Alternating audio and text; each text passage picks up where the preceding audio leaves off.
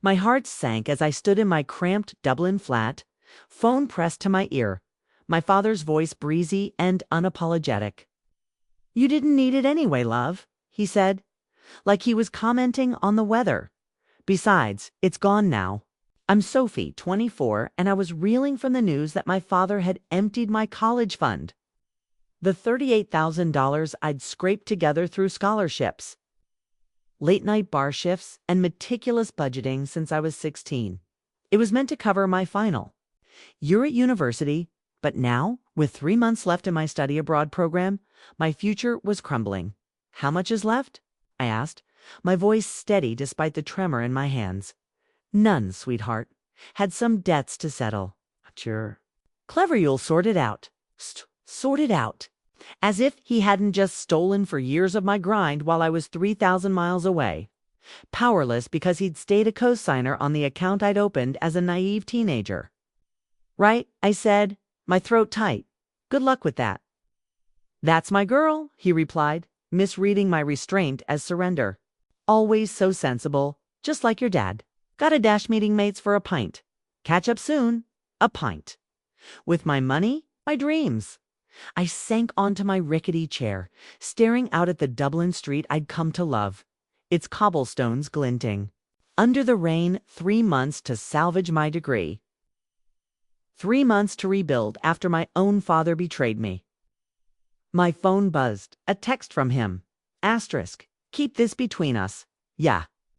No need to stress your mom or Nan. Asterisk, of course.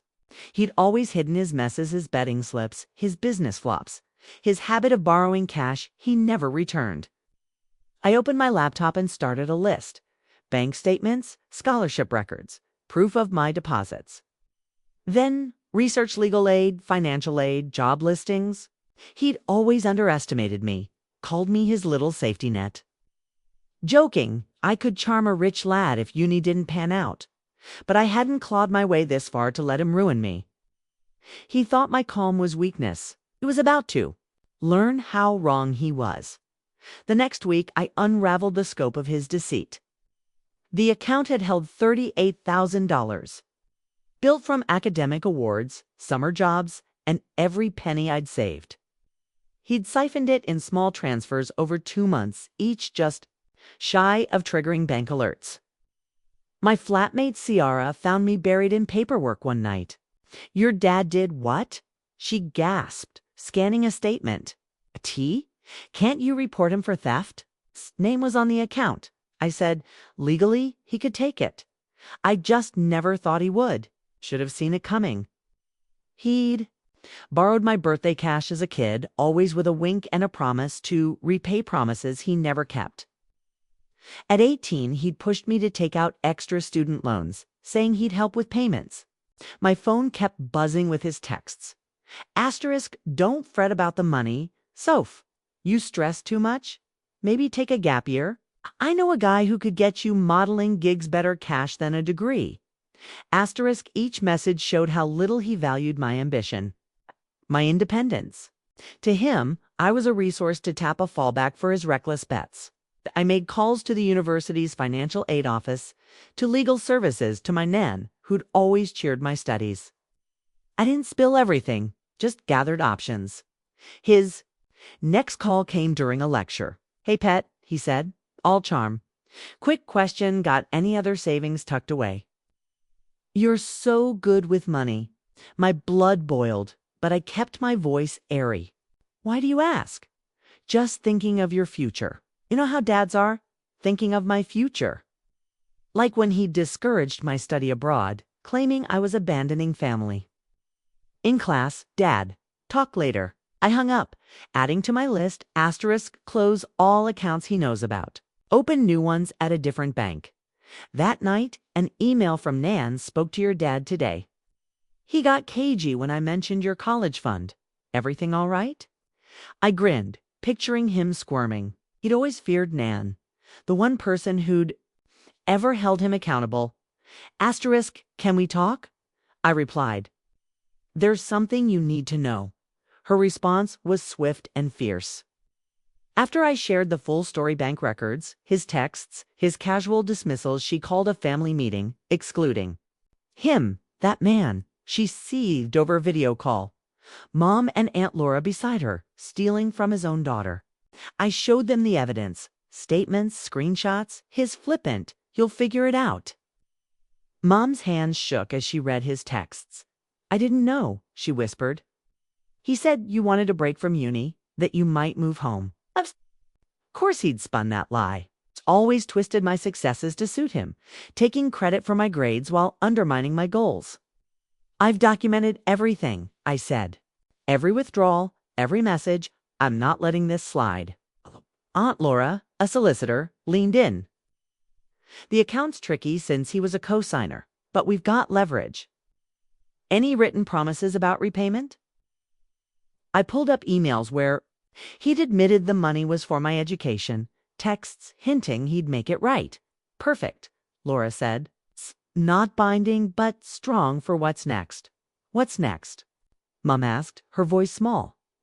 Next, Nan declared, we make Patrick face who he's done it to. The plan formed fast. Nan would confront him, letting him know the family knew. Laura would draft a demand letter outlining repayment options. Ma'am, after years of hesitation, would file for divorce, citing his financial betrayal. He's always seen you as his to use, Nan said. Time to show him who Sophie really is. That night, he called again. Nan seemed off today. He said, probing, you didn't tell her anything, did you? About what, Dad? I said, my voice cold. The college fund you stole. It's the future you tried to sabotage. Or just your belief that my degree's worth less than your bar tab. Silence, then, now, pet. Don't be dramatic. It's just money. Family's what matters. Don't call me pet. Don't call me at all. Everything goes through Aunt Laura. Now, Laura, why's she involved?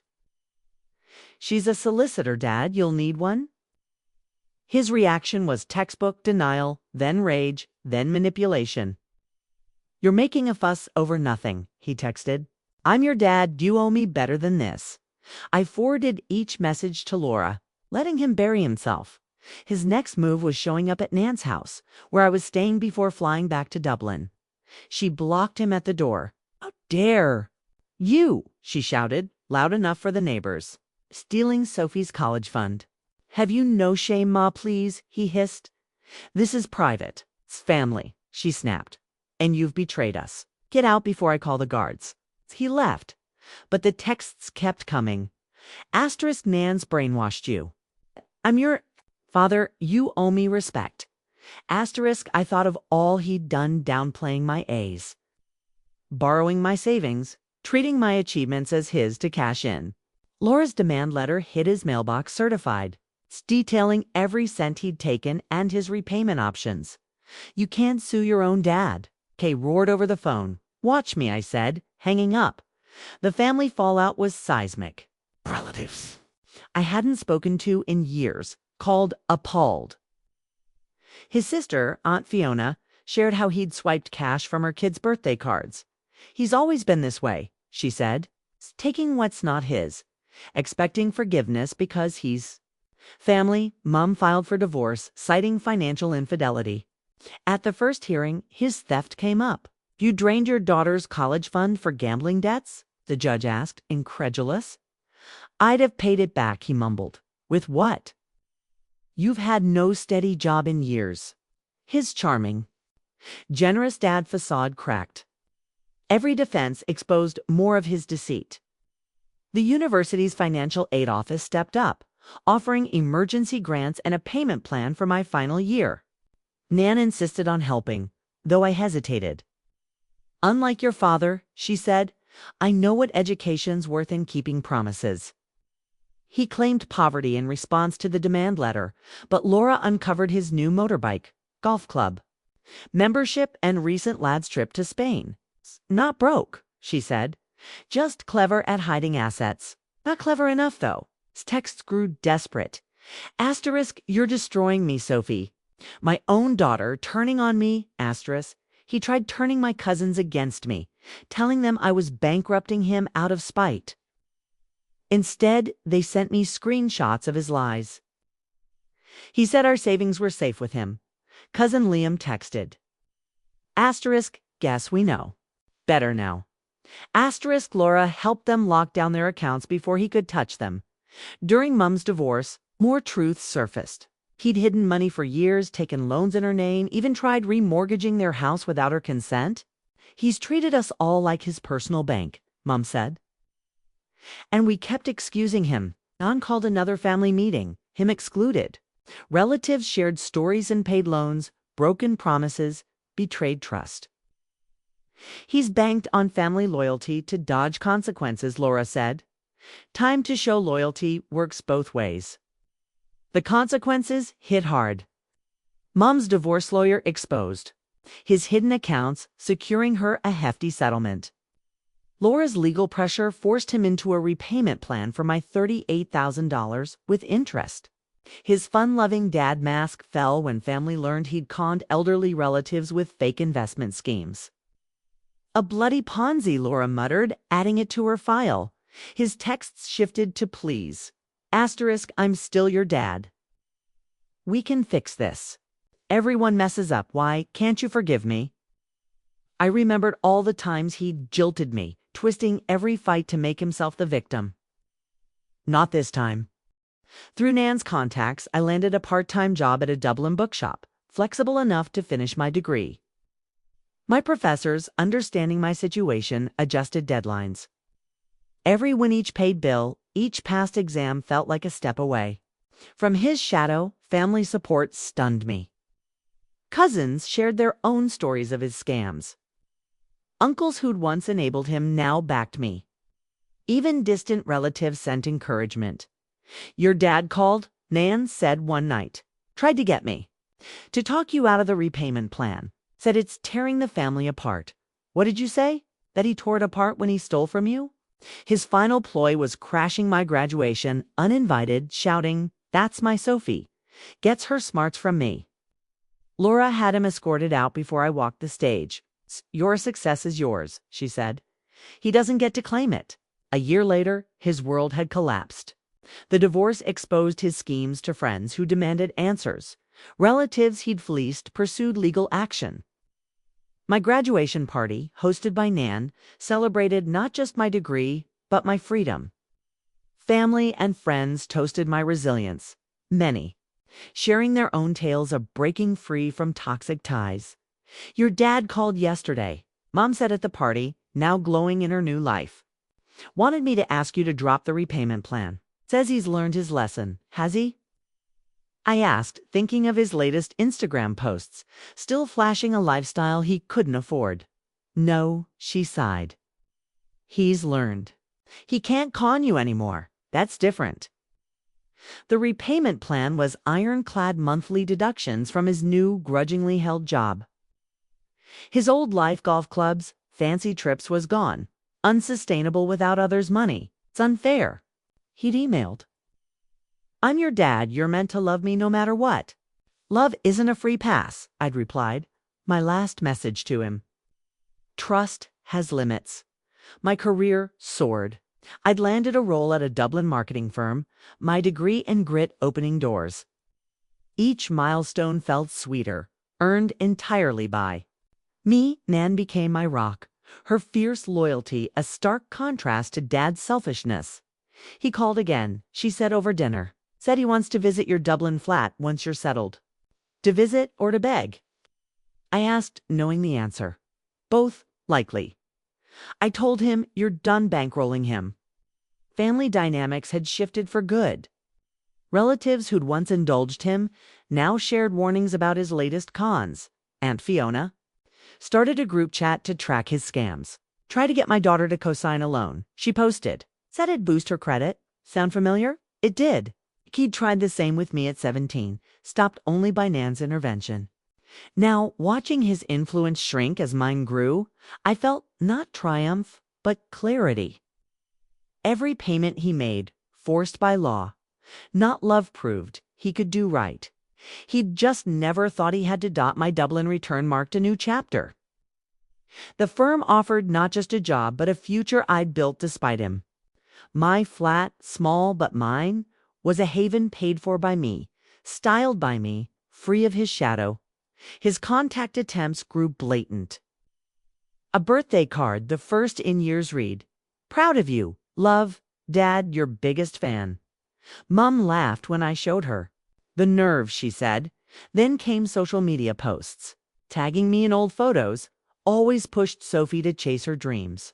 Laura helped me draft a cease and desist when he claimed he'd funded my education. "He's rewriting history," she said. "Keep the evidence." His latest hustle, telling people he had Dublin contacts, offering to help their kids find jobs for a fee. When they emailed me to confirm, I set the record straight. He had no ties to my firm, no sway, no right to profit off my name. Each reply felt like sealing another crack in his lies. Non-visited at 68, her first trip abroad. "Over fish and chips at my local pub," she said. "I'm proudest not of what you've done, but how. You didn't let him make you bitter. You got stronger." That night, he texted, "Heard Nan's at your flat. Bit small, no? I know some nice hotels if you need a hand with costs." I showed Nan, and we laughed. His tactics now laughably clear. "Should I reply?" I asked, already knowing. "Love," she said, raising her pint. "Your life's the only answer he needs."